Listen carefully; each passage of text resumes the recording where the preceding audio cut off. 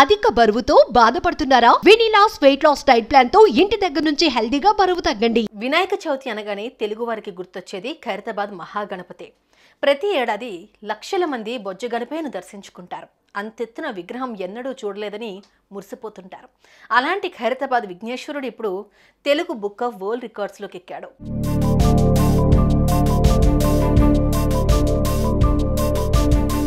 ఖైరతాబాద్ గణేశుడికి ఎంతో చరిత్ర, ప్రత్యేకత ఉంది. మొదటిసారిగా 1954లో అడుగు ఎత్తుతో గణపతి విగ్రహాన్ని ప్రతిష్ఠించారు. ఆ తర్వాత ప్రతి ఏడాది అడుగు పెంచుతూ వస్తున్నారు.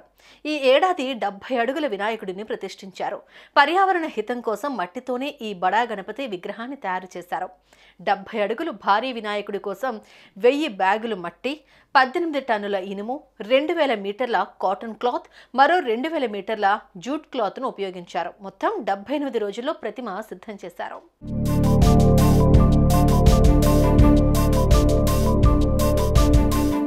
అలా ఎంతో మంది కష్టంతో ఏర్పాటైన వినాయకుడిని చూసేందుకు తెలుగు రాష్ట్రాల నుంచి ప్రజలు ఖైరతాబాద్కు వస్తారు.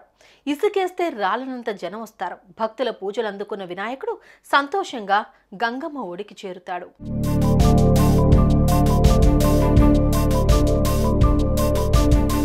అలా లక్షలాది మందిని తన వద్దకు రప్పించుకుంటున్న ఖైరతాబాద్ వినాయకుడు సరికొత్త రికార్డు నెలకొల్పాడు. తెలుగు బుక్ ఆఫ్ రికార్డ్స్లో ఖైరతాబాద్ గణేష్ ఎక్కాడు. 70 ఏళ్లుగా ఖైరతాబాద్ వినాయకుడిని ప్రతిష్ఠిస్తున్నారు. ప్రతిసారి విగ్రహంలో మార్పులు చేస్తూ వస్తున్నారు. 70 ఏళ్ల తర్వాత వినాయకుడి ఎత్తు 70 అడుగులకు చేరుకుంది. దీంతో ఈసారి ప్రతిష్ఠించిన సప్తముఖ మహాశక్తి గణపతిని తెలుగు బుక్ ఆఫ్ రికార్డ్స్లో చేర్చారు. హైదరాబాద్లో ఎత్తైన వినాయకుడు అంటూ కమిటీ సభ్యులకు సర్టిఫికెట్ ప్రదానం చేశారు.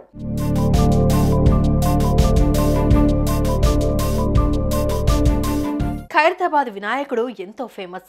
ఆ ఏరియా పేరు ఫేమస్ అయింది కూడా వినాయకుడి వల్లే అంటారు. అలాంటిది ఇప్పుడు వినాయకుడే రికార్డు నెలకొల్పాడు.